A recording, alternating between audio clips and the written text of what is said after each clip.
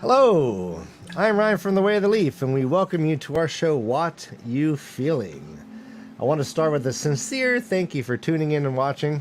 This show is designed to be a thoughtful and engaging exploration into the mental and emotional health aspects of the world of Robert Jordan's The Wheel of Time. We are hoping to create an open discussion about mental health, the role of society, and how these two can be viewed through the lens of empathy, and support. Joining us, as always, are Miki and Christine, and our guests for this show are Andrew from the Black Tower Podcast and Morgan from Podcast of the Dragon. Welcome, you two. As a reminder, this show will contain spoilers for the full series. Oh, I guess, yeah, so Miki will join us when she is available. Hey, guys. How's it going? Good. How are you? Well, Very excited to jump into the psychology of Perrin and his relationships. Both of you have a lot of content on Perrin, and I was able to peruse it before the show, so I'm excited to get your thoughts about this. But we are trying to increase empathy towards Perrin. Our goal is for this show to create a more empathetic world as best as we can. If I felt like that was accomplished, I think I could die happy. But yeah, so we are going to jump in, and my first question is let's start to look into Perrin's backstory. I want to cipher through all the things that we can glean from Perrin's early life about basically the events before the Eye of the World, and I want to see if we can learn something about Perrin as we are introduced to him. So, Morgan, do you think that Perrin being sent to Master Luhan's forge, do you think there's a story behind that? I guess it's explained that Perrin wanted to work close to horses, quote unquote, and so he wanted to learn how to shoe horses. But do you think there's a bigger story behind that? Something to do maybe with his family dynamics? I mean, probably to a certain extent. They had a ton of people on the Luhan farm when his family is all killed. It's like there are 14 people who are killed, including his father is still able-bodied. He has an uncle. His little brother is pretty young, but he has cousins. So there are a ton of hands to work the farm. And you've got to figure in an agrarian society like that, you've got to find other people to, like your kids, you've got to divvy up, the work in such a way. And so, in our history, you would, send one off to the priesthood or whatever. You would, you would send your kids off in such a way that, so I feel like for Perrin, it was an opportunity. He was older. The Luhans are childless. So possibly, we don't know where Perrin's mother came from, but I'm assuming she came from the village because it is mentioned that she was friends with Jack Alcine's wife.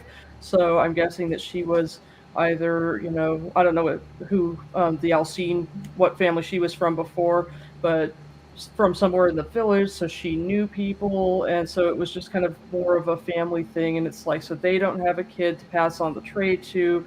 We have an older son. We have plenty of hands to work the farm, and he's interested, and he's old enough, so maybe. And he seemed at least not opposed to it. I mean, RJ spells out the scene in the Raven's prologue as Egwene is wandering around at age 8 or age 9 during the sheep shearing and kind of giving her little commentary. So you see the scene where his parents are kind of doing the deal with the Luhans.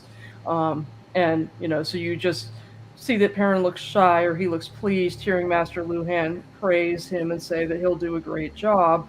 So, yeah, I mean, I'm assuming it would be a little bit traumatic, but I don't know that it was a sense of his parents didn't want him so much as that it was an opportunity and they didn't necessarily need him. Excellent. Andrew, have you ever thought about what that might have done to Perrin's psyche to have been separated from his family at an early age like that?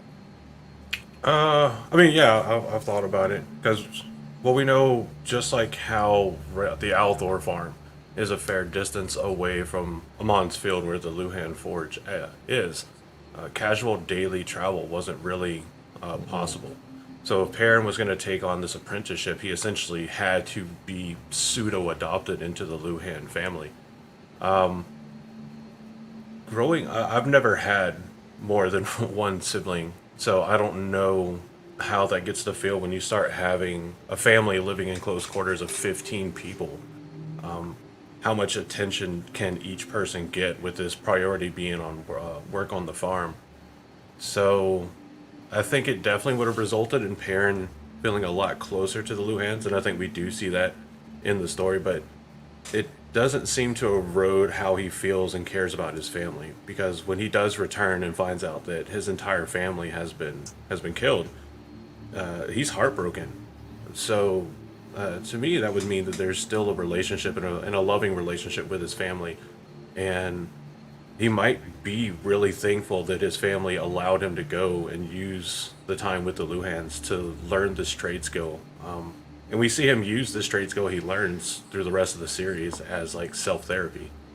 So yeah, I don't think it had any incredible negative effects. Maybe there's something there with it being a little awkward for him getting close to people, because he didn't get to get really close with his family for a lot, other than feast days maybe.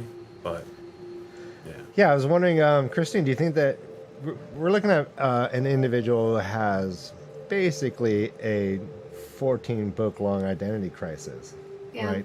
Do you think any of these, like having been separated from your family, what, at the age of 12, correct? Like you're just starting middle school and all of a sudden you don't go home, you go home to a different family. Do you think that might have anything to do with his struggles with identity, like, and how hard it was for him to accept this or that about himself? Yeah, I think it would be difficult to believe that it wouldn't impact him. You know, when you come from any family, but particularly a very large family where you're used to being surrounded by people all the time, you're never really alone, to suddenly being, you know, even if it's something that you think that you want to do at age 12, it sounds exciting and sounds fun, but suddenly you're living with people who aren't your family and it's just the three of you, and they don't have children of their own. So there might have been sort of an underlying discomfort about them having difficulty relating to each other. So I think like all the things that we kind of take for granted in our everyday lives when we grow up in a house full of people, for him, that would be a very, very stark contrast to then suddenly be thrust into a much quieter environment away from everyone that he's ever known. Yeah. Now, Christine, Miki, actually, you have a very interesting take on what could possibly have happened in Perrin's childhood. Do you want to share with us that for a minute? Sure, Ryan. So this is a piece of headcanon for me. So this is definitely not from the book. This is pulling from Perrin's way of interacting with people. And I've said that through most of the books, especially about the middle books, I started reading Perrin as someone who seems like he may have experienced early childhood trauma. And that some of his hypervigilance, like we see through the wolf stuff, you know, his hyper focus on senses and responding to the emotions of others, is something that we tend to see in people who experience early childhood trauma. It's a really adaptive response to be able to be hyper-focused on other people's emotional states, and then also really controlling of your own emotional state so as not to unintentionally activate someone. So I read into the fact that we don't hear anything about Perrin's father. He's the one father we don't hear about, right, in the books. He is the one, you know, we hear all about Tam, we hear all about Matt's dad, Egwene's dad, and the Luhans really are very close to Perrin. And again, this is not canon. This is not what the books say, but I could read it as Perrin as someone who grew up where there was violence within the household, which would make him very cautious about his own capacity towards violence, and then really tuning into, like I said, other people's emotional states. And so when an opportunity to leave home and go into town and apprentice with the Luhans comes up, it could be a really, attractive opportunity for him. Now, what is canon is that apprenticing with the Luhans is really prestigious, right? Like you only have so many tradespeople in the Two Rivers, and to be apprenticed to any of the tradesperson is a really prestigious thing. So I could see it being a draw, even if my little imagined headcanon isn't part of it. But it does make it, if I hold that idea of like, maybe his parents' home life was difficult in some ways, that to me explains a lot of his actions later in the storyline. Anything with Fail? Yeah, I mean, I think, well, another tendency we might see of someone who has experienced early childhood trauma is not always being really great at boundary setting within relationships. They may also be pulled in some ways towards romantic partners that echo those early childhood interactions. So being pulled towards a partner who experiences emotional volatility, like we see Fael do, wouldn't be surprising in that case if that was true for Perrin. And so, and I don't think it'd be conscious on his part. I think there would just be something about it that resonated for him and made, like that, or maybe wasn't a red flag for him, so to speak. Well, it's probably comforting to a certain degree, right? When you have these patterns established in early childhood, that's your normal. That's what's normal to you. And that's what love looks like in a certain way, particularly if you're someone who has unprocessed trauma. You're going to be, drawn like a magnet to people who, like you said, you can relive those relationships with. Yeah, if you scream at me, you love me, right? That's how this works. Yeah. Morgan, you famously said that you would kill Perrin in an FML, FMK, right? And you have a specific reason. Do you want to remind everyone what that reason is? And have you ever thought about possibly there being some sort of early childhood issues that make him do that?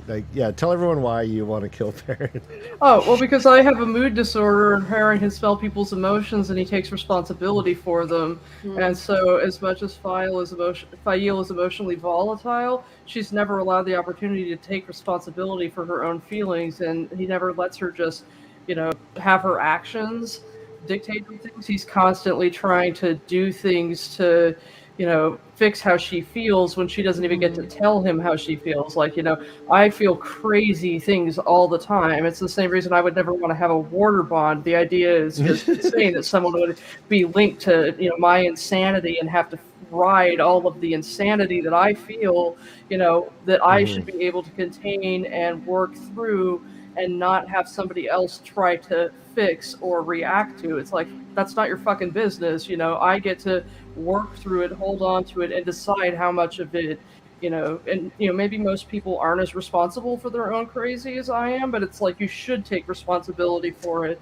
and work through it and let logic process it. And so that's why, just because I couldn't deal with that, not because he's not like a good partner. As for his desire to I see Perrin as somebody who was bullied.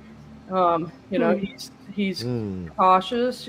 He thinks to himself. He knows that Matt thinks he's stupid, even though we get indications in later Matt POVs that Matt absolutely does not think that. That a lot of people think he's stupid. So maybe someone in his household, even one of his uncles. He grew up with uncles and aunts and grandparents and stuff. Maybe it wasn't even specifically his father, but that someone told him that he was stupid, or that he was mocked by his cousins or whatever. Maybe even something happened, maybe we had like a Lenny moment when he was a little kid and he accidentally killed a kitten or something, just like, who knows? But, he is just crushingly self-conscious and perceives how or worried about how other people perceive him. And then once he can start to smell how people feel, he feels like he has to fix it and try to control it. He's smelling things and wants to control it and can't. And I would just want to shove him off a cliff if I were married to him, because I just couldn't. So it's not that he is attuning to you, it's that he would be taking responsibility for your feelings. Yeah, okay. Well, he's internalizing them, which again is a very common trauma response. And it's not even so much about control of the other person in those situations. It's more about trying to create a safe environment for yourself. Mm-hmm. And it seems to me that a lot of times that's what Perrin is doing, right? He doesn't want Fael to be upset with him. He doesn't want conflict with her, even though like their whole relationship is like some form of a dramatic conflict, right? In one way or another, whether it's good or bad. But that's a very common trauma response, right? Is that you're trying to create this safe environment for yourself when you're used to being in chaos all the time. Yeah. Yeah. Something that just made me think of. Yes, Andrew? Sorry, go ahead. So this might add some supporting evidence for what Miki was saying. It's very rare too that Perrin says no when given a tasking or an order from anybody with authority over him. Yep. And when he gets that tasking, Yeah. Unless you're Berlin. unless you're barely. Yeah. But Then when no he means does, when he gets that tasking, he works very hard and very diligently to make sure that tasking is carried out exactly as he was told to do it. He becomes incredibly frustrated whenever Masima is killed. And he like freaks out. He's like, I was told to bring him back. Rand told me to bring him back. This is really bad. This is really bad. So he kind of panics in response to whenever he can no longer do what he was told to do to the T. And I know well before my dad got way better than he is now. It's amazing how much removing a brain tumor might actually help somebody's mood. That was a childhood experience I had, that if dad asked me to do something or told me to do something, it needed to be done the way that either I knew or the way that he said to do it. And anytime it couldn't be, it was, the heart would start racing, like, oh, now I've got to go tell him I can't do this. So I wonder if with having such a massive family and so much work to be done on the farm and it needing to be done right and right then when it needs to be done, if maybe he did experience a lot of backlash against not completing tasks timely or exactly as they were supposed to be done, creating extra work for the rest of the family on the farm. I mean, It's a great point. Yeah, good point. My headcanon kind of has always been that he did something to his dad and got sent away from the farm. He finally maybe stood up to his dad, had kind of like he bested his dad in a little fight, and then they're like, sent him away. But again, we're just speculating wildly the more we dive into it. But I really like this conversation. I do want to ask, though. We're kind of focusing on that idea that Perrin had some early childhood trauma. But I was wondering, we're pointing to childhood trauma as being one of the reasons why he is so hypervigilant. Could it be that Perrin has always been using extrasensory kind of data to understand his feelings? Without knowing without being able to put words to it. And if you're like a young child and you are able to feel and experience others' emotions and you're not able to parse it all out and explain it, could that be one of the reasons why Perrin is just so cautious by nature? What do you think, Christine? I love that thought. I think that's actually very interesting, because I could see how that would be very overwhelming for a child if you don't have the vocabulary and you're not emotionally mature enough to really separate yourself from other people and their emotions. That could be very difficult to live with. Is there any evidence that these... I mean, it's kind of hard to imagine that at the start of book one, like page one, or not after the prologue, whatever, like that's when everyone started like getting their, powers in a way. Maybe they've all been experiencing some of their powers at an early age. Maybe Matt was using his luck to get out of a lot of trouble for the things he was doing. Maybe Rand was I'm just wondering, just now I'm speculating, but in terms of Perrin, though, I've always wondered, like, has he always just been able to like understand everyone's feelings more than other people around him? That's a really good question. In my mind, and I mean, this is just totally my headcanon, I just sort of always linked the being able to channel with like sexual maturity. Yeah. Right? Like a pubescent type of a thing. But as far as Perrin, because he's not really channeling, right? He has this whole other superpower. Yeah, I don't know. That's really a good question. What do you guys think? Well, it might be a natural byproduct. I mean, for 12 years, he grew up with 14 other people. That's 14 other entirely separate ranges of emotions that he would Yeah. have to get the sense of and figure out how the rest of the family's interacting. So, and living with them every day, all day, it might have just naturally led him to pick up on that and be used to kind of reading the emotions of others as best as he can. That's a good point. What do you think, Morgan? I don't know. I mean, he definitely cares very much about how other people feel. I'm not sure. I always get the impression that it's sort of like it took having an interaction with the wolves to kind of get the ball rolling. At least that seems to be like Jordan's intention with it. But I always find it interesting because you get the impression that like Mistress Luhan was very happy to have him and to mother him. And so I'm always kind of curious about like what that must have been like for him to suddenly have someone who focuses her attention on him, and maybe having people who finally praise him. It's like, in the Raven's prologue, Master Luhan is telling, his parents he'll do a great job. Maybe nobody ever told him that he'd do a great job beforehand.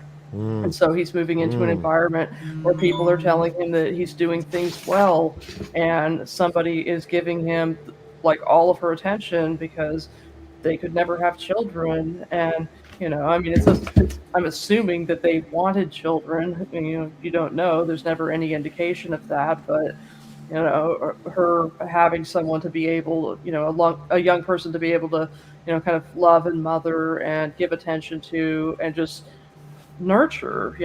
Sometimes even just having someone who's like a teenager or an adolescent, sometimes they thrive from nurture in a way that almost a kid no other age can. And so that could have been really, really special for him. Yeah, giving him the resiliency that he's showed throughout the books, for sure. Like, it's one thing you got to give him. He is resilient. For sure. Oh, well, I was going to say, Ryan, I like your point because I want to, like, this is making me think about, could we frame the wolf powers, being a wolf brother, as like a form of neurodivergence? And, Ooh. and if it starts showing up in early life, just like subtly, but like expands as someone gets older, like how does that shift how they might interact with the world or experience closeness with others? And I'm really like that point, Morgan, too, because then if that has impacted how he experiences closeness with others, and then he gets pulled from one space into another where he does experience that kindness, that nurturing, that focus, because we do see that Perrin is very kind. We see that sort of the ability to love that he has, not only Fael, but Morgan, you mentioned it in your piece about Perrin, about like his relationship with Egwene too, like that friendship that felt like really deep love. So it seems like he's got deep connection there. I don't know where I'm going with this. I'm just riffing at this point, but it's a cool idea. Well, I love it also because as you were speaking, it sort of brought to mind, if you are someone who has an ability that other people don't know how to deal with, right? Like, for example, parents of gifted children where their kids are smarter than they are and they have no idea how to deal with them. It's not that you don't love your child, it's just that you lack the tools to really nurture them in the way that they need to be nurtured. So, and that can cause a lot of frustration, and then it can cause, again, this undercurrent of tension and misunderstanding. So for someone who is sensitive to other people's emotions on a deeper level, that could be very confusing. That could definitely lead him to being very careful about what he shares. Because if he is sharing like, oh, well, I know you're feeling this, that could make someone feel very uncomfortable. So I wonder if that could also be part of, the catalyst that had him sort of sent off to apprentice with the Luhans, was that maybe they just didn't really know what to do with him. And the ability to smell emotions is the one ability he never tells anyone. Yep. But the Wheel of Time Spoilers podcast has an episode, I don't know if it's at the end of Lord of Chaos or at the beginning of Crown of Swords, and they have a guest who talks about how she feels like Perrin has ADHD because she really has, because she has ADHD and she identifies so strongly with him. And I can't remember which episode it is, but she just talks and points out all of these instances that she just feels like he shows prime examples of it. So Fascinating. I found that really interesting. I don't think he has ADHD. Yeah, I just Well, yeah, I'll listen. Yeah, I like that idea though. I'll listen to it. And before It's interesting though. I'm sure there's some good points. Well, and trauma can also a lot of it can look like ADHD. And that is actually a lot of a lot of people older in life have been late diagnosed ADHD because they've been ADHD looks like a lot of other things. It's really tricky to diagnose, but I like that idea. Before we jump into well, actually, let's just start with getting into his relationships. And before we start with the obvious one with Fayo, I actually want to jump into a conversation about him and Egwin. I always have been fascinated with that relationship. And it seems to me, and I did enjoy that the series, the Amazon series, added that. I don't think they did it very effectively. But I do believe that, Perrin has some very, very, very real, loving feelings towards Egwin and wished that he could have been with her. And I think we learn a lot about Perrin through his interactions with Egwin, especially when they're on the road together, when they got separated. Morgan, you have some thoughts on that, huh? Yeah, I mean, I love them and I love their time together. I wish we got more of them together throughout the show, throughout the book series. And yeah, I mean, if Fail and Gowan didn't exist, I would ship them hardcore. I feel like Allie and Gus made a great point when Allie said that it's a beautiful example in the show of Perrin, basically being quote unquote friend zoned and being fine with it and being cool because it's a perfect example of, this is how you behave when she's not into you, and that was a fair point that made me be like, okay, yeah, but I feel like his feelings for her, Jordan does highlight that and show it there. And I feel like they understand each other, and the time that he shows the two of them together, they are perfect to be the two people when the party is split together because they just accept each other. She is an incredibly accepting person. She's very open-minded, and he does not feel defensive in front of her the way he does in front of so many other people. And, and he doesn't feel the need to control her. We're getting, in the eye of the world, before we switch to Perrin's point of view, we're seeing Rand and his, controlling nature when it comes to his world is changing and he doesn't like it. And then, she's not being what he wants her to be, and Perrin doesn't need her to be anything. And so it's just really nice to watch their relationship together, from his point of view. And yeah, he genuinely, I feel like RJ does show that he has feelings for her. And it's really nice.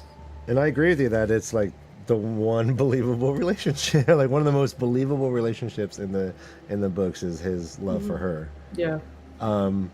I want to, before we continue on, I want to jump back. We have a delay in our chat, so I want to make sure we are answering people's questions as they come up. Is hyperfocus a symptom of ADHD? I don't know. Yes. Yes. It is. Absolutely. Which is contradictory. It's all about things that are naturally appealing to the individual who has the ADHD, right? Yes. And I'm actually wondering, is he asking hypervigilance or hyperfocus? Because both are symptoms of ADHD. I think we've been more talking about hypervigilance. Hypervigilance. I'm sorry, like hypervigilance towards people's emotions, correct?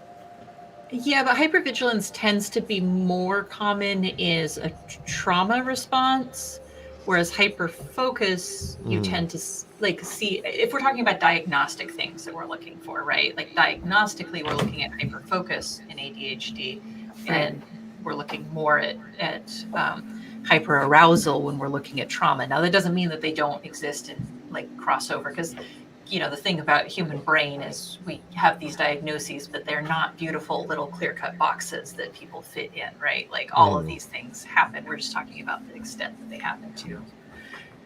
So the thing to note with ADHD and hyperfocus is, I think, without going on too much of a tangent or a soapbox, a lot of the symptoms people know about ADHD are those that are most commonly seen in pre-adolescent or adolescent boys, which tends to be, you know, hyperactivity and distractibility we see more often. But the hyperfocus is pretty common in like adult ADHD or in female identified folks who experience ADHD. So hyperfocus just means you get caught in something and like really zone in on it to the point where it's other things just aren't pulling your attention, even things like basic bodily needs, like you need to go eat something right now. Yeah.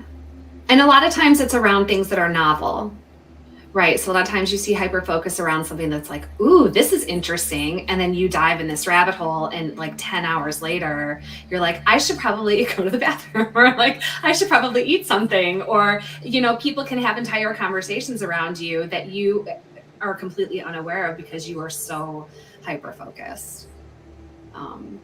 Yeah. And if that's fascinating, because then that might, I'm sure they went into this into the podcast, but if I take that further, that might explain Perrin's abilities in the world of dreams.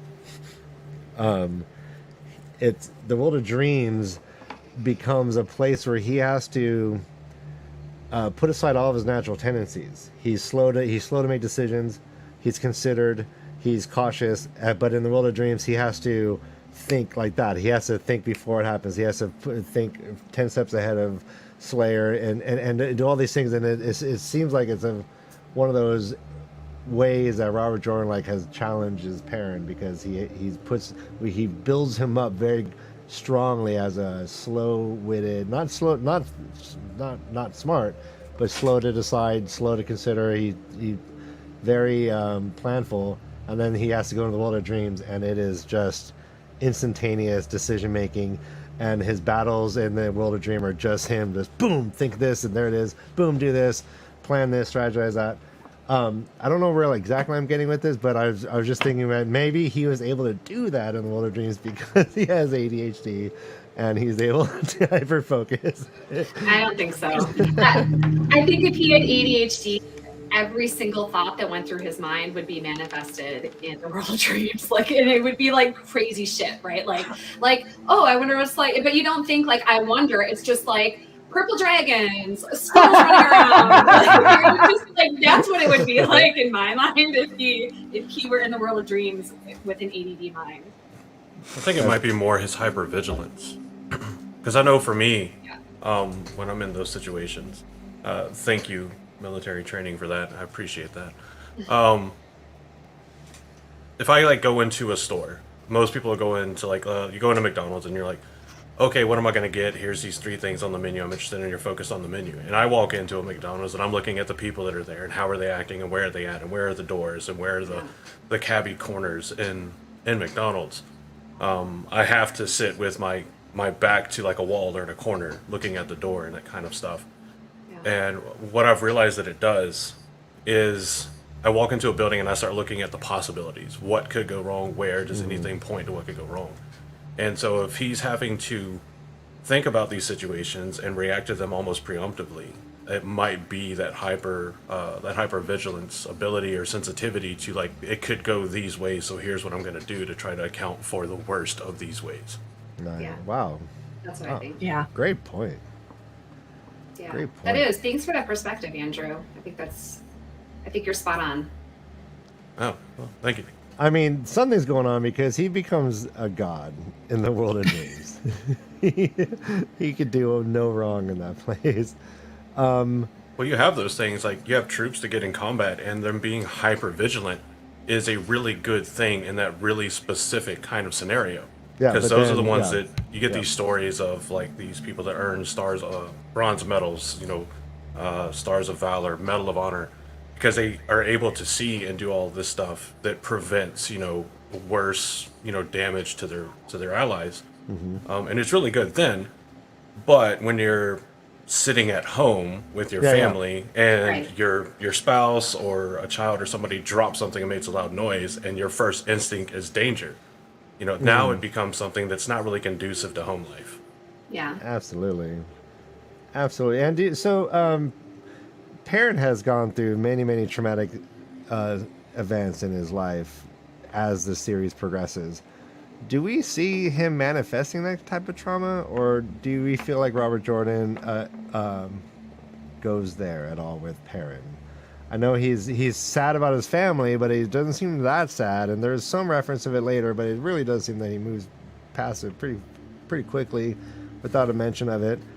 I mean, and then he's going forward and he's just mauling people left and right in battle. I mean, do we feel like he has like what you're talking about, Andrew? Do you feel like he's ever gone and described PTSD to his extent in that way? I don't think he's really come out and said, "I really don't like this." I think we see it more in his actions. We see Perrin doing frequently as much as he can to avoid a fight if there's going to be a fight, to avoid conflict between people that may result in the fight. Like how he reacts to the Ashaman at Demise Wells. I think it's a completely rational, normal reaction for people to be like, "Hey, yeah, stop, you're kind of going crazy." But where everybody else is kind of frozen and shocked to a degree watching this happen, Perrin has the ability to kind of snap out of that shock, and he doesn't just look at Rand and say "Hey, stop, that's enough," or "Hey, please stop." He full on pleads and panics with them to stop, this massacre that's happening at this point, which definitely could be a byproduct of his early experience with the White Cloaks. He might be sitting there thinking that Rand and the Ashaman are going through the same thing that he went through when he killed 2 White Cloaks. That they're not really focusing on what they're doing. That they're tunnel vision. That they've gone into a blood rage essentially, just out to create damage.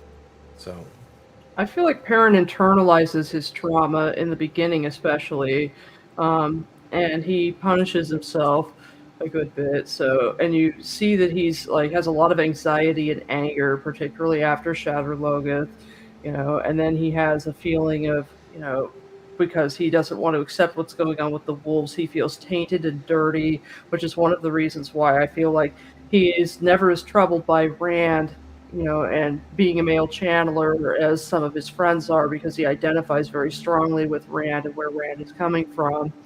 And then it's sort of I feel like he goes through this around book 3, this kind of transition a little bit where he starts focusing more on what needs to get done. But he's thinking of it in a sense of, I need to be a support character. I need to be an ally and help Rand and do this job. And he's not realizing yet that he's going to have actual leadership duties. And once that happens, he kind of falls apart a little bit because he doesn't want to be in leadership. He doesn't want to make, the decisions about, because who's going to get hurt and how much, basically. And so he avoids those things. And so he fails in leadership so often because he's conflict averse. And you have to be willing to not care if somebody's going to get hurt necessarily, and be willing to shut things down. So he's willing to stand up for himself. And I agree with you to a certain extent, Andrew, about Perrin not, have a hard time saying no about certain things, but in other ways, I feel like he's better at saying no than anybody else. And I think it's the line is drawn about whether it's a duty or whether somebody's trying to push him around. If people are trying to push him around, he's more intractable than anybody else in the series, I feel like, and it's one of the coolest things about him, because if he doesn't want to, he won't, and nobody will make him, and I love that about him. So that's why I put the caveat of when he's given these taskings by people with authority. So it seems like he's very responsive to kind of again, I think of it like a military structure. The person the same rank or lower than me says go do something, no, I'm good. But somebody that has authority over me by position or rank says, "Hey, go do this," yes sir, right away, or yes ma'am, or whoever it is. Yeah. Awesome. And Good it point. depends kind of on the authority in the situation, because I think of like the situation of Swan Sanche, bullying Matt and being like, you're going to stay in the tower, or bullying Min. And I would have loved to see a situation where she was trying to bully Perrin, because Perrin would have just told her no. And it would have been a great, scene if these two characters coming together and him just being utterly just not even arguing, not fighting, not anything, just no. And it would have been like an unstoppable force, unmovable object, and it would have been kind of a very interesting scene. And like, what would she have done with a situation like that?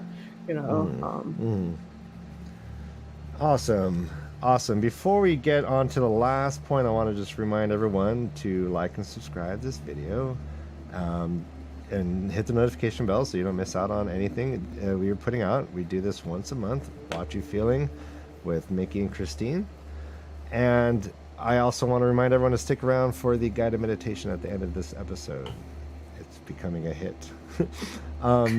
We can't have a meaningful discussion about Perrin without talking about identity and identity role, the role of identity in his character development. All of our TAVERN have kind of dualities and challenges.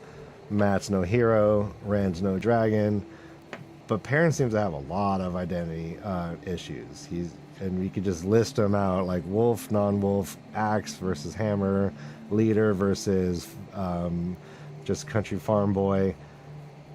I think he is a fascinating character, and for me, this is one of the things that I have related to the most with Perrin, and the thing I think is the most intriguing about Perrin is that really he is struggling with himself up until almost the very end.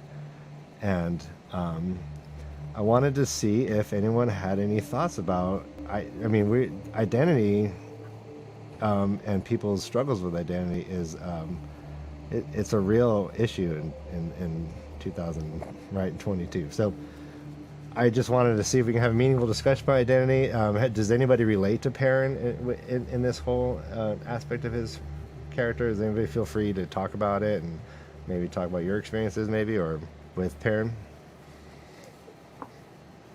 I mean, I identify with Perrin in the sense of being terrified of being judged and crushingly afraid of hurting other people.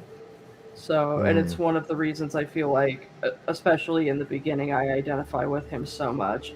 I understand why people get frustrated with Perrin later on, because he kind of just gets locked down and lets his unwillingness to want to hurt other people kind of prevent him from being willing to do the things that he needs to do, which is realistic but not helpful when it comes to an actual story being written. But I get where he's coming from very strongly with that. Can you tell us more about that? I think it comes a lot with the being terrified of being judged. Once again, I feel like it's kind of it's a sense of duality and part of being bullied, I think. So it's sort of like you don't want to be judged because you basically want people to like you, and so you're really concerned about how people perceive you. And then, but also at the same time, if you get past it to a certain point, then you refuse to be bullied. And so, I get off on telling people no at this point. If anybody wants to push me, you're not getting what you want. You've just ensured that you're not going to get what you want. And so I feel like, I identify with him to that extent. And he's not like me in the sense that he doesn't take pleasure at that point in denying the person what they want. I have that little bit of sadistic pathology there, but it's sort of like, I feel like he reaches a point where he, becomes very worried about being judged, and then at some point, the trauma, and it seems like once his family is killed, he can't afford to worry about it. He has bigger problems than worrying what people think, and then at that point, it's sort of like he's got other responsibilities, and then he just worries about that people, think he's awesome, and they really they fetishize his eyes, and they are just invested in his coolness, and it makes him so uncomfortable, because they think that his being Lord Golden Eyes and everything is just makes him so much more than he actually is, and he's like, I know these people, why are they treating me this way? It's kind of like the weird thing about going to JordanCon as a podcaster and having people struggle to talk to you because they think you're something that you're not. And it's, which I had a couple of times that happened to me, and I was kind of like, but, I'm just some asshole who has a microphone, that literally, and it's like, I kind of get that transition, I think. Awesome. Andrew, do you got anything to add to Perrin and his identity crises?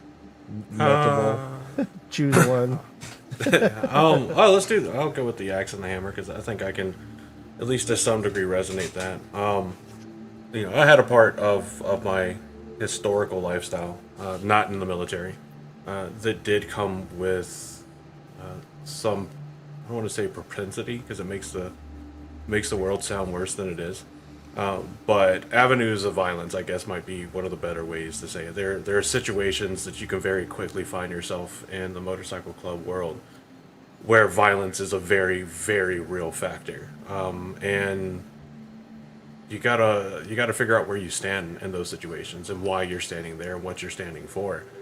And Perrin has to do a lot of that. And we see him, I think, I'm not a big fan of, as I call it, Failgate, of the failed kidnapping arc. But I think it does show Perrin and force Perrin to really double down on what he cares about the most and what he's willing to fight for. And when Perrin decides that it's worth fighting for, when it's worth utilizing violence because he has no other option, he dives fully into it. And I can resonate with that. Like, if you're going to fight, and if you're going to use violence as a last resort, there's no other way out of this, and you're stuck in these situations, you got to know why you're doing it. Because if you just go in and do it, then when you're dealing with it after, you're like, well, why did I do that? It becomes a lot harder to rationalize and realize. And I think that might be why Perrin has such a hard time rationalizing the killing of the White Cloaks. Because it wasn't conscious. He didn't think, oh, I'm going to do this. He just flung into it as a reaction. Yeah, I mean, it was specific. He said, I did not think, right? That's a quote in that passage. I did not think. Yeah, no, good point. Yeah. So you feel like, like the identity of soldier, civilian, is that kind of how you relate to that? I mean, you're pre-soldier. You're talking like just biker versus non-biker. Yeah, I'm talking about after the military. I mean, there are definitely veterans in active service that definitely, I'm sure, can resonate with him in that way. People that have been to combat zones or been forced into those situations. But mine comes from civilian side. That's all motorcycle clubs. And like looking for those situations that are going to go that way and deciding, do I really need to be here for this, or do I need to leave? If you have no dog in the fight, then you're just like, okay, I'll go somewhere else. So I don't need to be here for this. Because also you want plausible deniability, of course. But if it's your guys, people that you've taken on as your brothers, and they're potentially in harm's way, you really have to make that decision for yourself, and it's going to have consequences one way or the other. Are you willing to potentially deal with really big ramifications to defend the people you care about and that you consider brothers, or are you willing to earn their ire at not being there and not working to defend them whenever they would feel potentially they need it the most? It's a hard decision to make sometimes. Oh, interesting. That's a good, I guess the only distinction would be you choose to be in the biker club, and Perrin was kind of his TAVERN, had no choice. That's the way to leave talking for me. I am. Oh no, you're right. Now, Fail seems to irk a lot of people in their relationship dynamics. And I never really have had a big issue with Fail myself, because I've always thought of this as a cultural conundrum, right? This is just what happens when you marry someone from a completely different culture, and this is what it looks like when two cultures clash. What's the wedding look like? How do we, court each other? What are the expected roles? I always thought that was normalized. If I got any sense that Fael was within her culture just way over the top and out of bounds, then I think I'd I'd want to be more critical of her. But I always just felt like she's from a different culture. She's challenging Perrin in a very unique way, and I never had a big issue with her. What do you guys think? Do you think what do you think we can glean from Fael's relationship with Perrin in terms of like learning about Perrin? See, we're trying to increase empathy, and like I don't have an issue with it, but I'm wondering if we could talk about whether or not we could solve some of your issues with Fael, if you have any, so we can leave here with more empathy. Because I think Andrew's already feeling more empathy towards Perrin. Yeah. And Fayoge. Maybe he's going to reread Fayoge with a different mindset next time. Realizing that it really does take 3 books to get such an important story. No. No. Not 3 books, but I like it more. I mean, it's hard. Anytime 2 cultures meet, there's going to be at least aspects that are going to be really hard to kind of remedy between the two. How do you deal with those kind of interactions? And then you take the culture of Amon's Field, that is very, very similar, at least I feel, to like Southern American culture. This kind of, the guys are always really nice to the women and things like that. This kind of like down home where Robert Jordan would have grown up style of culture, where you don't raise your voice if you don't have to, especially against your significant other. Which is something I feel like super, super deep. My mom would beat me if I raised my voice to my significant other. Mm-hmm. And then you have Fael's culture from up in... why can I only think of the word Saladar right now? And I know that's not Saldea. That's it. I'm like, I know it's not Saladar. That's the only S word I can think of.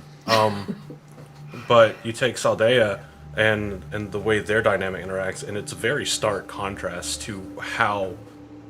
the couples interact with each other intimately and convey love, which for Perrin, he's going to look at this and be like, that doesn't say I love you, but I do love you, and I want to show you that I love you. And she's like, well, for me, it does show that you love me because that's what I'm socialized with. Mm-hmm. So that's hard. It's like 2 very drastically different ways of dealing with an already very vulnerable, intimate relationship. So it makes it even harder to rationalize and just mesh together. Mm-hmm. Yeah. It's hard to rationalize. At some point, does she strike him? She slaps him in the face, right? And then, am I correct? Yeah. Okay. At that point, I find that unconscionable and hard to accept. But up until that, but also, there's early in their relationship too. Mm-hmm. And that's can be culturally relative or expression. You could measure different cultural expressions of and you could literally study these things in modern life and see how different cultures will, on the whole, respond to this or that stimulus. So it's fascinating to me. People seem to moralistically oppose Fael and hate her for a lot of reasons. And then they also hate how much Perrin is instantly dedicated to her and diving headforth and I guess saving her nonstop. Trying to figure out. Well, yeah, feel free. Let me gather my thoughts. Okay, well, I've actually this time going through have had a lot more empathy for Fael. She's very juvenile when we first meet her, and that's partly because she's very young. And I feel like, when you basically are sort of like, well, I'm gonna join your party now because you're interesting. If I were Moraine, I would have tied her to the docks with the 1 power and left her there. But that's because I don't like presumptuous people. But it's just sort of like, you've got to start someone from somewhere to give them the chance to grow up. I don't understand what Perrin sees in her, but that's okay because, people see things in people sometimes. the scene where, you know, the whole conflict in the beginning of The Shadow Rising, where it's like he's going to go home to die because, you know, and it's like, because nobody talks to each other, it's like Rand is thinking to himself as he's going to Roydian, you know, help the people in the Two Rivers, Perrin, because I can't. He's thinking of Perrin going home, and Perrin's thinking, I'm going to go home to die because he's a dumbass. And, you know, it's just sort of like, is, you know, but has like no actual like solution that he's thought of. So he's going home on this idea of self-sacrifice. So it's like they haven't even really talked about it.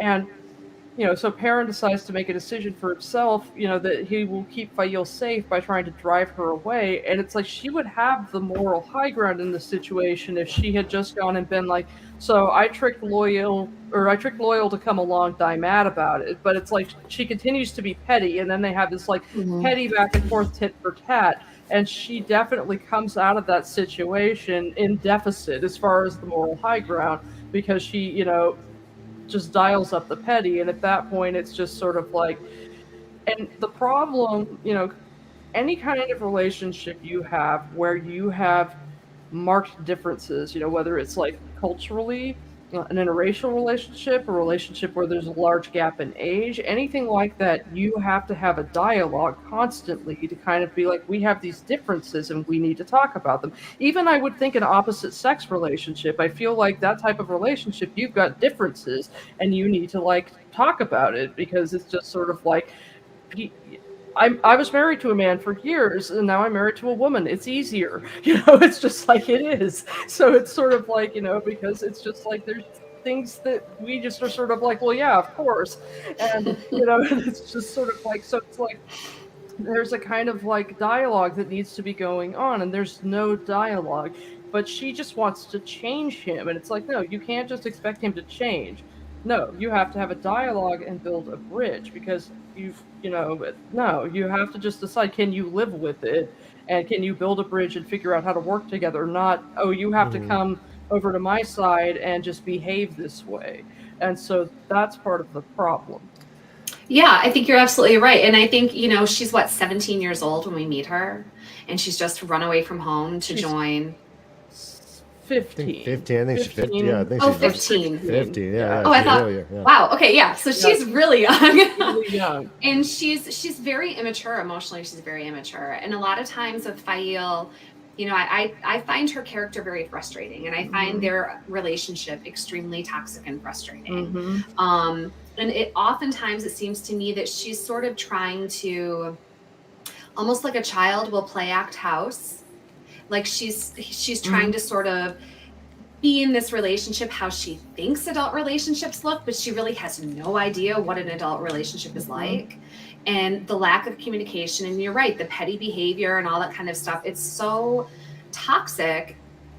But again, I wonder if Perrin is drawn to it because it's so unusual, right? Like maybe it's a little bit fascinating for him in a way, like because other women don't behave this way in Emmons Field. But at the same time, then I wonder, well, but is this also a trauma response, or is it both? And you know, when I look at their relationship and I try to be objective about it, and I try really hard to be objective about it, not everything about them is horrible. Right? Yeah. There is a genuine affection. There is a genuine loyalty. They would both walk through fire for each other. They just really suck at communicating. And they are just so over the top in everything. Like it's just, it's not a healthy relationship. But they do have some good points at the same time. So she's helps him through some really sad moments. Yeah. I don't hate Faile Gate. And one of the reasons I don't hate Faile Gate is I like her so much better when she's not around Perrin. You know, putting her in a situation where she actually has to deal with hard stuff and be a leader and, you know, problem solve, and is in a difficult situation, and it's not about him or her relationship with him or any of it, but just like, this is my own personal issue. It's just better. And also you're in her head. Like before, you're in her head occasionally, and it's usually to do with, you know, her relationship with Perrin or what they have to do or whatever. But afterward, it's just her problem and the stuff that they're, you know, having to deal with. And so it's nice. It allows her to develop and grow up, and it's great. I would like it if Perrin's arc for that, he was in a grief coma for most of it, and we were getting the rescue arc from like Barrelate's eyes and, you know, some of the Aiel and some of the Ashaman and stuff. And then we got back to Perrin once he was problem solving and, like, you know, making deals with Shanshan and cutting off Aielman's hands and doing all that kind of stuff. But we didn't have to hear from him for like a book and a half because he was just, you know, curled up on his side and sad. But I'm good with that. I like that a lot. I like that a lot. And actually, I like this point from Secret Scroll. She's level-headed later on, but earlier on she's wild, and that is correct. I never really put it together. She does develop and becomes a huge asset and becomes the supply chain, like, admiral or something at the end for the final battle and everything. And she helps him take on the parts of his duty that he ends up having to do that he has no idea how to do. She's like, look, you can't just go out and kill Trollocs and everything. You owe these people things, and you don't know how to do them, and you don't want to do them, because frankly, Perrin is a shitty leader in a whole bunch of ways because he doesn't want to hurt people, you know, and so because he doesn't want to hurt people, because he's so averse to conflict, he just leaves people high and dry, and he's shitty. And so she's like, but no, you can't. You have to do this. They expect this from you, and you owe it to them. And so, and that is part of her, you know, purpose. Yeah, it is. And I think it also goes back to what Andrew was saying before about how certain skill sets are appropriate in certain situations, right? And I think this is a good example of where her specific skill set of being very decisive, being very driven, being very forthright in her opinions serves her well. And then, you know, by extent, it serves Perrin well also. But prior to that, their relationship is just codependence. And it's really hard to watch, really hard to read about. I was going to say, like, they counter complement each other very well in the latter half of the book. You know, the things that annoy us about Perrin, about him thinking about things for 3 books rather than doing something, Fael isn't that way. She thinks about something and she's already doing it almost before she finishes thinking about it. And those two aspects of them work together, because whenever they are fully invested in a relationship, especially after they're married and everything, Fael does pause to think a little bit more, to think about, well, how is Perrin going to feel about this? And we see Perrin, whenever Fael starts nudging him, like, hey, you kind of need to do this, he's a bit quicker to get on that tasking. So it's almost like the aspects of each other's character that maybe they could potentially be lacking in, the other comes in and kind of helps fill in that gap and nudge them out of that course of action to make them better. Because, like I said, Perrin is a terrible leader in many ways. But Fael, who is the daughter of the ruling family, I mean, her mother and father are the ruling, you know, the rulers of a borderland nation. You know, Dad is always gone fighting the Trollocs and fighting these massive battles. So when it comes to, like, knowing the need for battle and being willing to defend your homeland, Fael gets it and does a very good job at explaining that to Perrin and nudging him, like, no, you need to do this. You need to prepare defenses. You need to answer their questions, because you answering their questions gives your people confidence, which results in a better community overall. And she understands that. She's very good in a crisis. I mean, she does handle herself very well in a crisis. And I think I kind of wonder sometimes, you know, in the scene where they meet up with her parents, I wonder what some of the off-screen conversations with her mother were like, because up until that point, she was a super shitty girlfriend, right? Like, she was pretty awful. And she does seem to sort of grow into her role as partner in a way that she doesn't prior to that. And I've always just kind of wondered, like, what was happening that we don't know about? You know, what was she learning from her mother? And, you know, I'm finishing up book 4 at this point, and what I'm going to do in this read-through, particularly when they come back in book 6, is look at every interaction with them that is toxic and be like, what would happen here if she just got to have her actions and not have him taking responsibility for her feelings? Like, how would this have played out if she just got to, you know, behave rather than feel, and because it might be a whole lot better if she just got to, be mad for a bit and then, process her feelings and come back and, then have a behavior rather than a feeling. Because I feel like a lot of it would be better. Like her frustration with him is very, but like Perrin's indecisiveness, that's another thing I really, really identify with him. Like, my wife and I will go to Target 10 minutes before closing to pick a lampshade, so we only have 10 minutes to, be indecisive. And it's just sort of like, I get it. I really get him struggling over That's great. Yeah, otherwise we'll take an hour to stare at, 20 lampshades, and it's just sort of like, yeah, so I understand. I understand what it's like to agonize over every single decision and never be satisfied with what you choose. But, so. I love that. That is agonizing. I think agonizing is the absolute perfect way to describe that. Yep. Do we, anyone think Berlane is significant to Perrin at all? Or is she just a distraction in terms of his personality? I think Not I really. like Berlane than most people. I think I like her more than a lot of people like her. I don't Why know. she's I'm a assuming hustle. Honestly, I appreciate Berlane. She's a woman who is in a position where she needs to use every asset that she has, and she does. I have no hate for Berlane at all. I like Berlin. I wish she weren't a sexual predator, because it's just sort of like appreciating no when it comes to hey, I don't want you to touch me or stalk me would be great. I feel like it's a great disservice to her as a character because she's got so much going for her otherwise. And I feel like RJ probably intended to wrap up her character in a better way than Brandon did. And I feel like that's true for a lot of characters in a lot of situations. And that's one thing I will say is that if there had been any character for there to be no notes for, it should have been Perrin, and that's how it was, because I feel like Sanderson did a pretty damn good job wrapping up his arc, and having to work with nothing. Was it perfect? No, but it was pretty good. So what are you referencing? There are no notes. Robert. There were no notes for Perrin. He had Egwene and Rand's story was mostly blocked out, and not entirely. And the bits that we get through book 12 through the Gathering Storm were basically written. So most of what you read in book 12 was Jordan, and then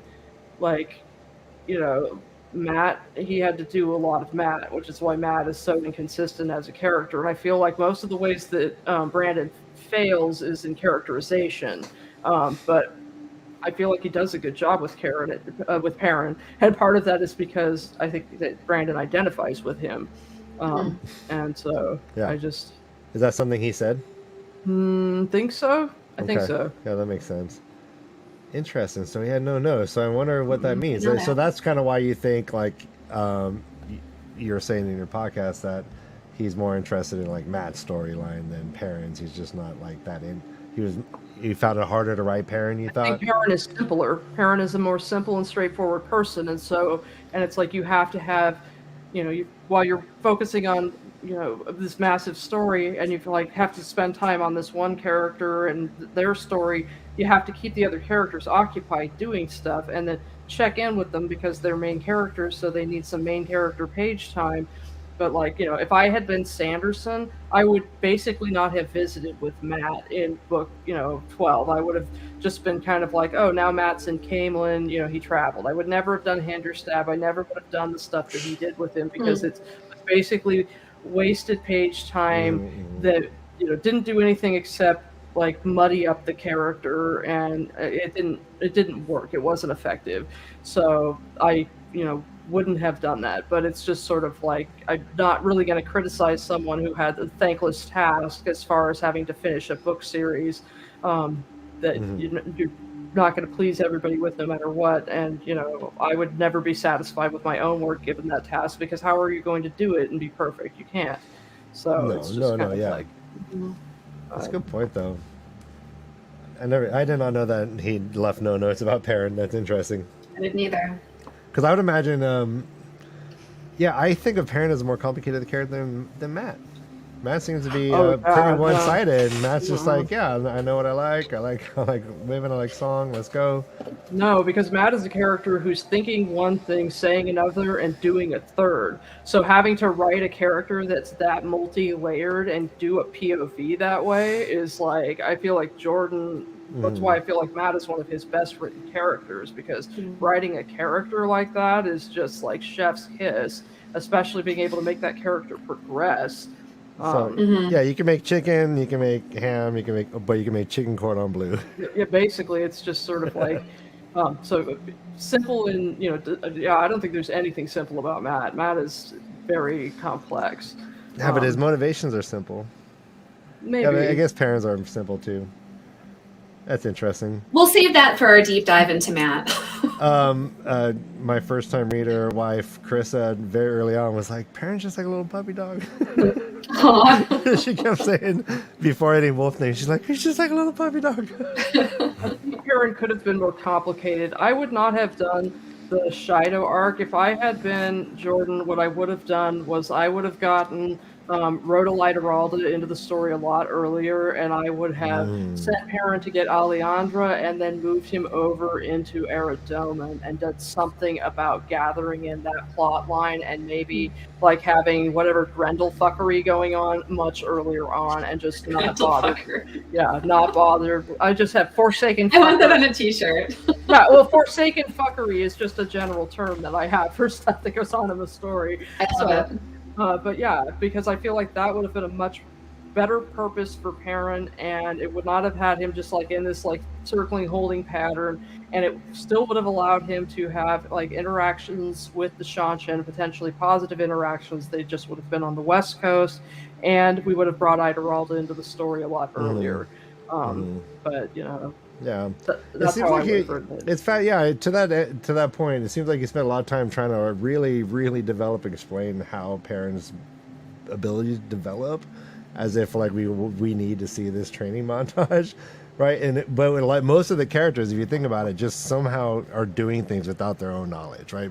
But for some reason, we need to know how Perrin learns this, why he learns it, what is behind it, and maybe that's important because we still need to learn the mechanics of the dream world. And that's why he's doing it. But a lot of times it's like Egwene or Moran will just like do something in the heat of battle and be like, I don't know. Yeah. it just came out of me. And it was fine by me. It's like, okay, like I don't need to know. Like it was fine enough that they're just kind of like they're developing. Well, the other thing is that Brandon Sanderson explains things and Jordan doesn't. Jordan allows us to decide. That's one of the things is like I feel like when I get to the last 3 books, I'm going to have a lot fewer episodes because there's not going to be as much to dissect. And I don't want to spend a lot of time being like, well, he didn't do a good job with this and he didn't do a good job with that, because that isn't fair. So we get a lot of catch-all explanations for Rand and Matt. Why did Rand do what he did? Well, he's the Dragon Reborn. He's got loose Theron in his head. He's TAVERN. TAVERN is like one of my favorite that I've ever read in book, plot, armor, BS. They can do whatever things that I've ever seen. The most brilliant thing ever. And then Matt gets the same thing along with Lucky. Like, how did he just do something he shouldn't be able to do? He's super lucky. Like, he's got the lucky feat with expertise somehow in it from D&D. Like, he's just lucky enough to do it. He's got those nat 20s rolling around in his head constantly. It's permanent nat 20s. Writing a believable story mechanic that fits into the thing that just where anything can happen, and I'm like, yeah, I believe that. That was just like, yeah, I think it's one of the most brilliant things I've ever come across in reading. But yeah, I mean, one of the things that I appreciate so much about the Wheel of Time is that there's so much layered, and it allows you to look between the lines and be like, why might this be happening? And then you have stuff like this where we sit down and we're like, so why might this have happened? And sometimes you get to go back and look and see like little tiny sprinkles that he kind of put in. And I'm sure that plenty of that stuff wasn't even intentional. I mean, people like, I have an unpublished novel sitting on my shelf, like, Jesus, I didn't know I had daddy issues until I wrote that. And I went back and I was like, holy shit. So it was like, people do that when they write stuff, and it's just sort of like, but yeah, it's just. What's the title of your unpublished novel? Beyond the Moment. Okay, nice. All right. That's a really great title. All right, that's I like intriguing that. already. I'm like, great. Yeah. But I like what you said about, you have all of these opportunities to go back and look at these little sprinklings, that are just kind of like peppered throughout the book, because that's really what life is, right? Like we can meet someone and we can think that we know their whole story. We can even live life side by side with them. But there are so many things that we don't really realize until we're reflecting on it later about that person that sort of makes them who they are. And also too, that then enables you to maybe have love or empathy for them when you were not capable of it initially. I like to think that about 80% of the things like this that we talk about with the characters from Wheel of Time, Robert Jordan had zero intention of. It just happened. And he just sat back for years just being like, oh, yes, that's exactly what I meant, but thinking like, damn, that's good. Damn. Shit, why didn't I flesh that out more? Let me work that into the next book. There might be like a level of genius, definitely, that comes from including that as a part of the story. I mean, the unreliable narrator of the characters itself allows for so much speculation. And I think as much as he hated fanfics, he seemed to love fan theories, whether he was just laughing at them because he thought they were ludicrous, or being like, oh wow, you figured that out off of those like 2 little microscopic clues from book 1 and 2? Really? Okay, cool. Yeah.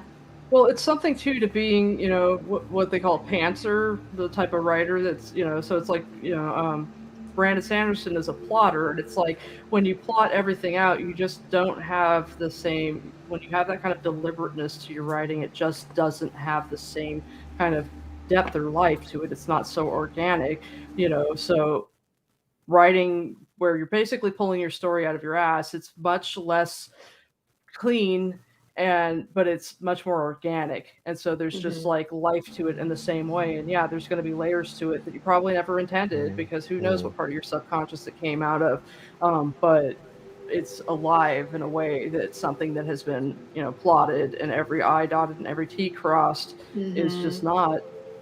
And it's flawed, right? But it's wonderfully flawed. Yeah. And I think that's what has made the Wheel of Time something that we can continuously talk about for years and years and years. Because, I mean, a lot of us have been in this, fan community for a long time.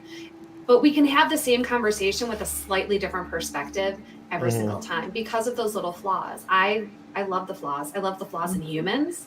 And I love the flaws in stories like this because, like you said, it's more organic and it's more relatable.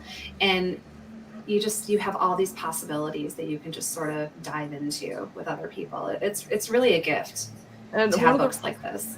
Sorry, I didn't mean to interrupt you. It's okay. One of the reasons I'm able to have so much empathy is because so many of the characters were young, which I think is partly because of his war experience, and because he was so young when he went to Vietnam, and so most of the people that he served with were young, and so because I was so stupid when I was 19 or 20 years old, and so short-sighted in so many ways, and such an asshole unintentionally because I wasn't thinking about things, I just look at them and think about who I was and how much I would hate for someone to judge me permanently for the person that I was back then, because I've grown so much, and most people do if you let them.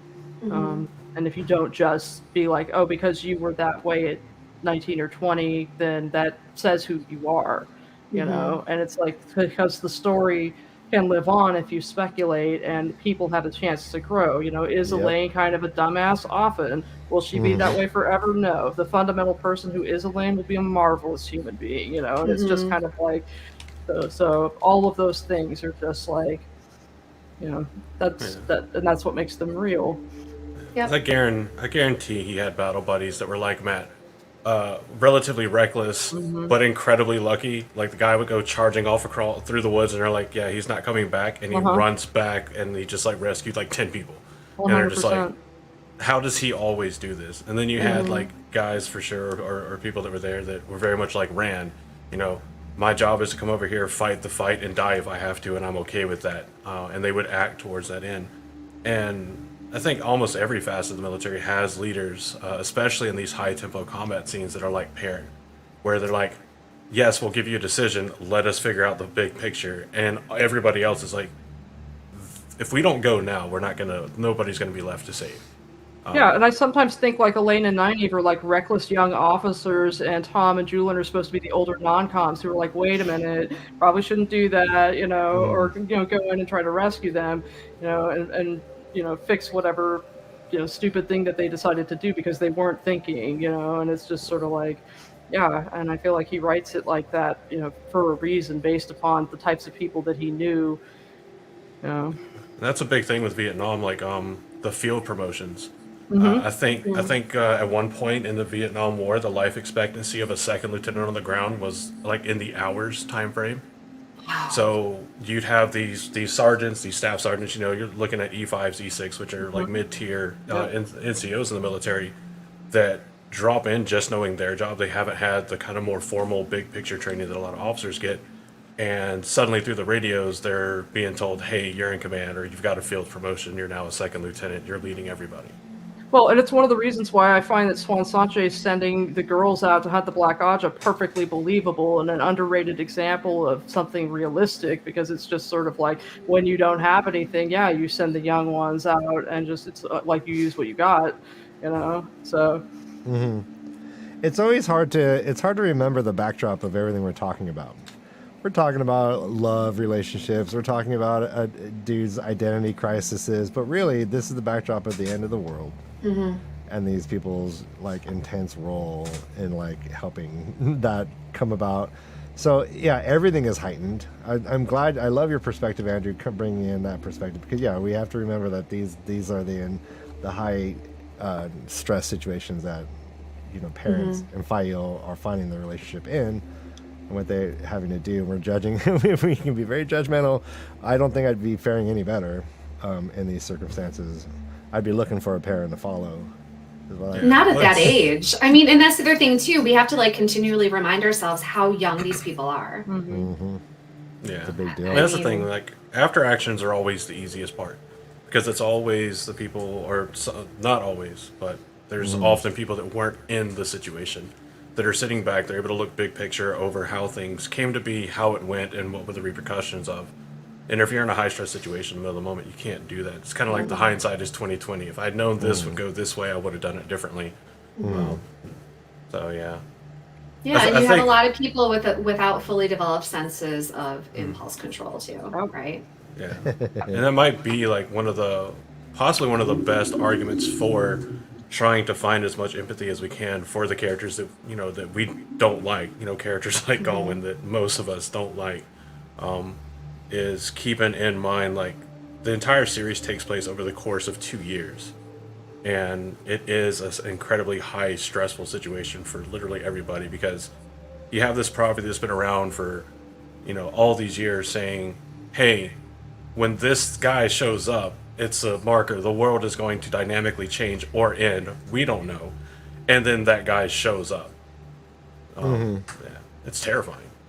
It would be terrifying. Yeah, all of a sudden, if this thing that was, a what if, right? A myth becomes real. I mean, that is terrifying. Imagine if like Armageddon suddenly showed up and it's like, all right, guys, here it is. No one's going to be ready. You can't be emotionally prepared for that. But it's you.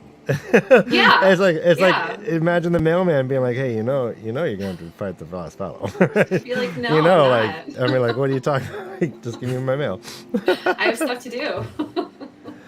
Well, this has been an amazing discussion, and I want to wrap it up as we do every month with what we call our intentions. We kind of think about all the topics we've been discussing, and then we give an intention out to the world. And I have one, but I'd like to see. Christine, do you have any intention regarding this show? My intention? Yeah, I mean, I think my intention in this one is one that I tend to come back to often, which is trying to view people that we don't really like or maybe don't really understand through a lens of compassion and empathy. And I think, relationships are complicated and human beings are complicated. And when we look at someone like Perrin and try to do a deep dive into his psyche and into what motivates him, not everyone's going to agree, right? Because our thoughts and our feelings are influenced by our own life experiences. And so I guess I hate the Perrin and Fail relationship, but at the same time, I think looking at it through a lens of empathy, makes it easier to understand them, right? And to just be kind about it. So For me, what I've been thinking about throughout this, I think the thread that I've been considering throughout this conversation is just how hard it is to be dealing with identity issues as an individual. If you yourself are struggling with any sort of identity issue, talking about it is incredibly hard. I used to get very down on these characters for not really expressing what's going on. I used to joke that these would be like a 5-book series if our 3 boys would just say how they feel. But if I really think about it and really think about what Perrin was going through, and I relate it to my life and the lives of my friends and family, identity is hard to talk about, and we can just hope that the people around us, we can create spaces that are safe for them so that they could express anything that may be going on for them, including their own identity issues, which is, I can't imagine, these are some of the hardest things to be open about in public. So that's what I've been thinking about. My intention is that I hope everyone creates better spaces for people to explore their own identities. How about you, Morgan?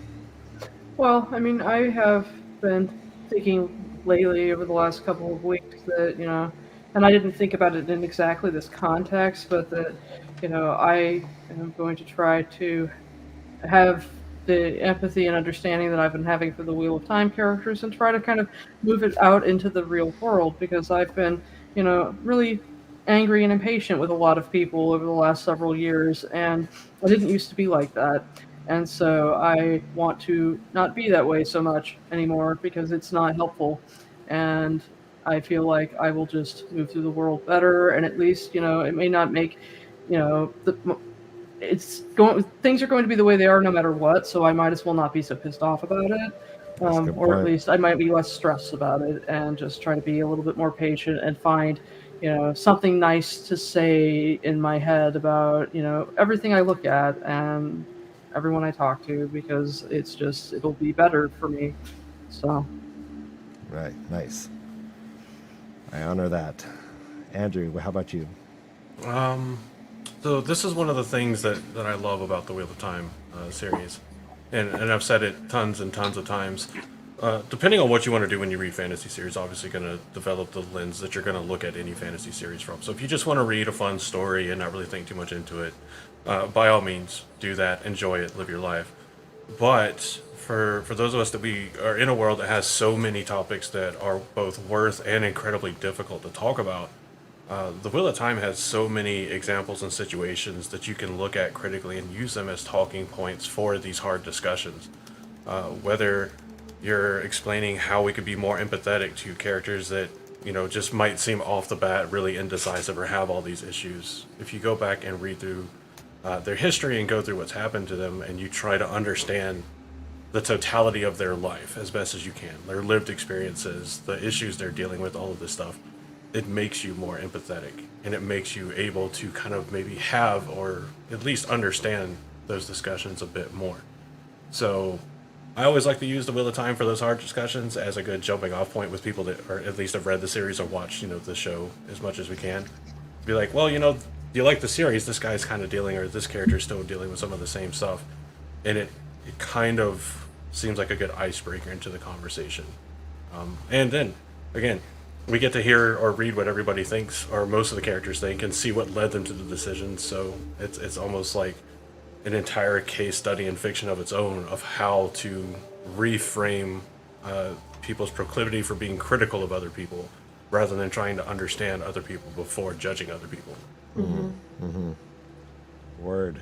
Yeah, I like that. Nice. Well, this has been an amazing episode. We've gone on a little bit long, and I kind of predicted that because I knew our guests. And this has just been one of the greatest episodes. So we will wrap this up, as we always do, with a guided meditation. And this guided meditation will be led by Christine this time. And we have a visual, and we're just going to pop this up. And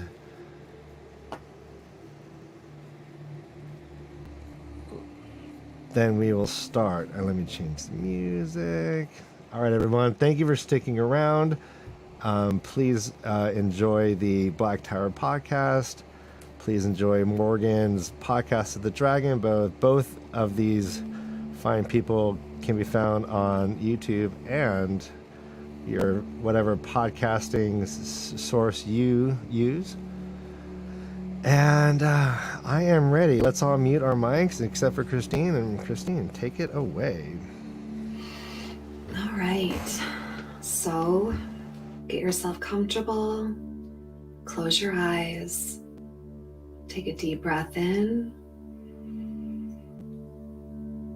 And then exhale. Just feel your body starting to relax. Take another deep breath in. And exhale.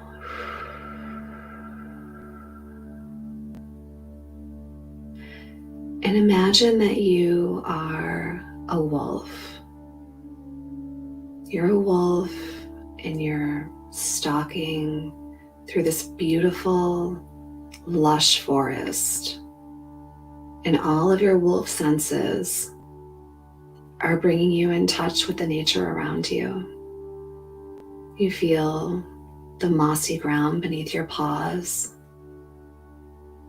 You hear insects. You hear birds in the trees. You hear a little squirrel rustling by. You feel your little ear twitch. You can tell which way it's going. And as you continue to walk through the forest, you see a break in the trees and sunlight pouring in. And you move out into this beautiful clearing where the grass is long and sweet and warm from the sun. And you lean forward and stretch your wolf body out. Lay down on the ground.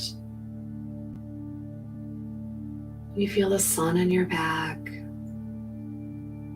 and a gentle breeze blowing through your fur. Maybe roll on your back a little bit. Feel the sun on your belly. And stretch your legs out and just take in all of the nature around you. No thoughts about work. No thoughts about the things that hold you down or stress you out. You are just in this perfect moment, taking in all of the perfect nature around you.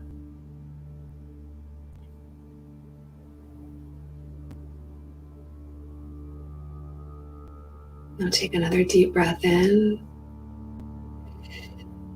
and breathe in the scent of that beautiful grass and wildflowers. And then take another breath out. Feel all the stress and worries just leaving your body. And another breath in.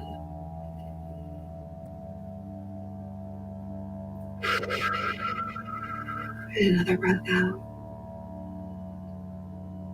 Thank you for joining us tonight, and I hope that you have a wonderful week. Good night.